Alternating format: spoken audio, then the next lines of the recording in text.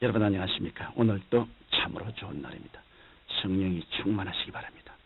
저는 오늘 우리를 위해 싸우시는 야훼란 제목으로 여러분과 함께 은혜를 나누고자 합니다.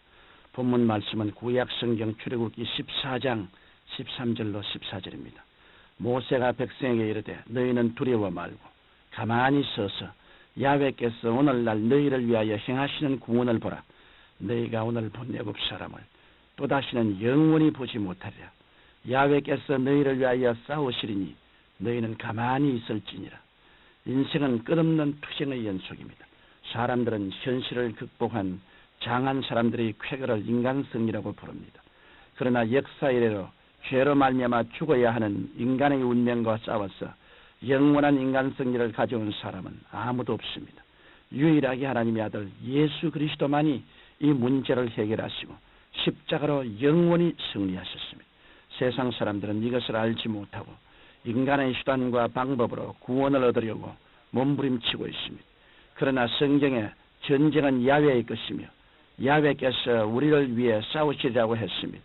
이러므로 우리를 구원하시려고 독생자 예수 그리스도를 보내주신 하나님을 믿는 자는 누구나 십자가로 승리할 수 있는 것입니다. 하나님께서는 애굽에서 430년 동안 종살이하던 이스라엘 백성들을 해방시켜 주셨습니다.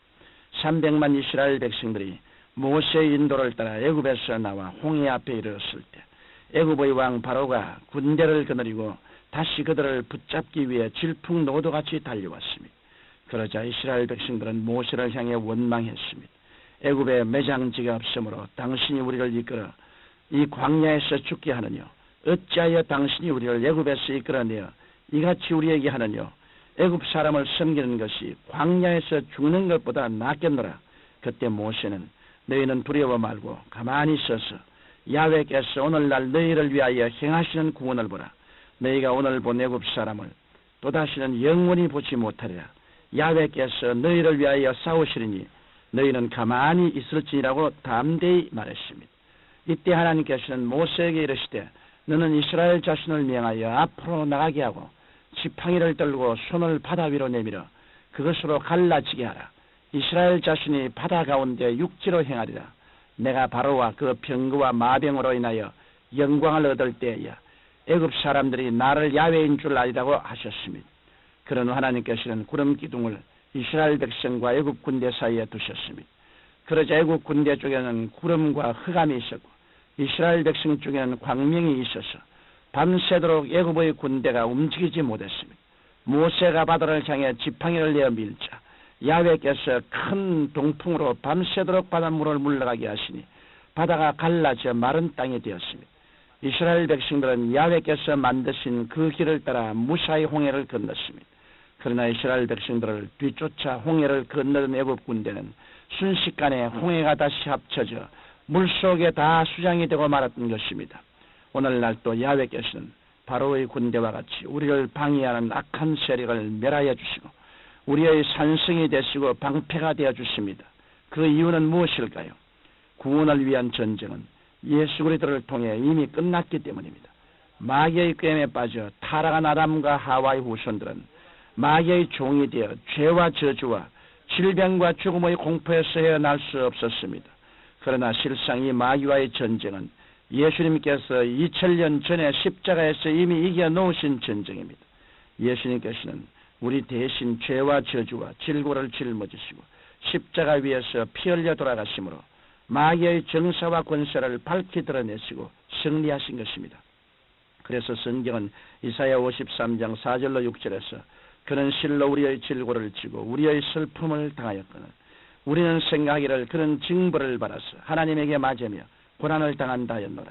그가 찔림은 우리의 허물을 인하며 그가 상함은 우리의 죄악을 인함이라. 그가 징계를 받음으로 우리가 평화를 누리고 그가 채찍에 맞음으로 우리가 나음을 입었도다. 우리는 다 양 같아서 그런 행하여 각기 제 길로 갔거늘 야훼께서는 우리 무리의 죄악을 그에게 담당시켰도다라고 말씀하신 것입니다. 성경에 예언하신 대로 그리스도께서 고난당하심으로 우리는 죄에서 용서받고 질병에서 노임을 받았습니다. 나아가 우리는 저주에서 속량되어 그리스도 안에서 생명을 얻되 넘치게 얻는 삶을 살 수 있습니다. 성경 갈라디아서 3장 13절에 그리스도께서 우리를 위하여 저주를 받은 바 되사 율법의 저주에서 우리를 속량하셨으니 기록된 바 나무에 달린 자마다 저주 아래 있는 자라 하였음이라고 말씀하고 계십니다. 그러므로 이제 우리는 그리스도의 대속으로 죄와 저주와 질병에서 승리한 사람들인 것입니다.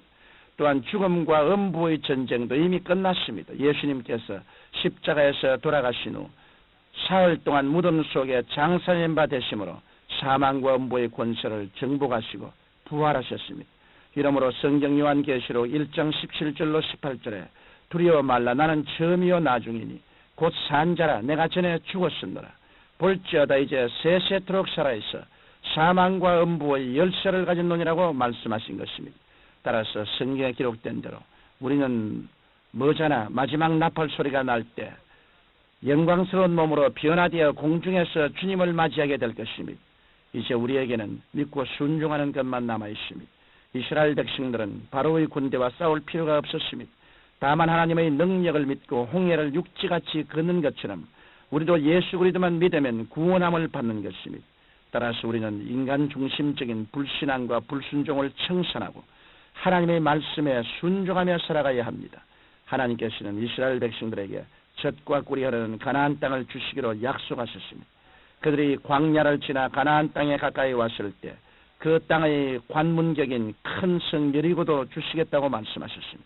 그러므로 이스라엘 백성들이 할 일은 그 말씀을 믿고 순종하는 것만 남아 있었습니다.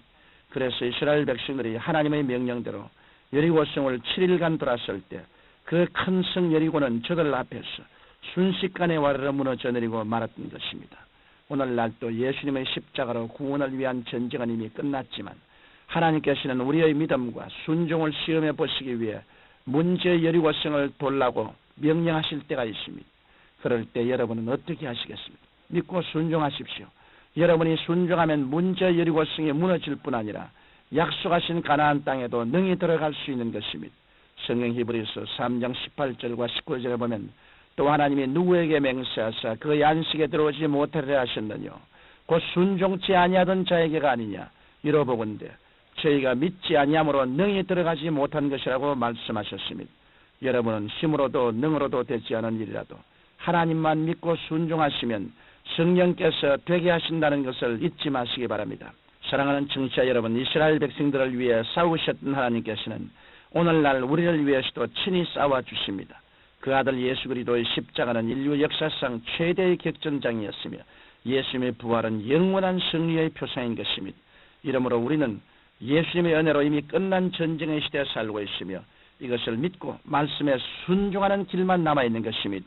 거룩하신 하나님 아버지, 믿음으로 위대한 승리를 우리는 값없이 받게 하여 주옵소서. 예수님 이름으로 기도드립니다. 아멘.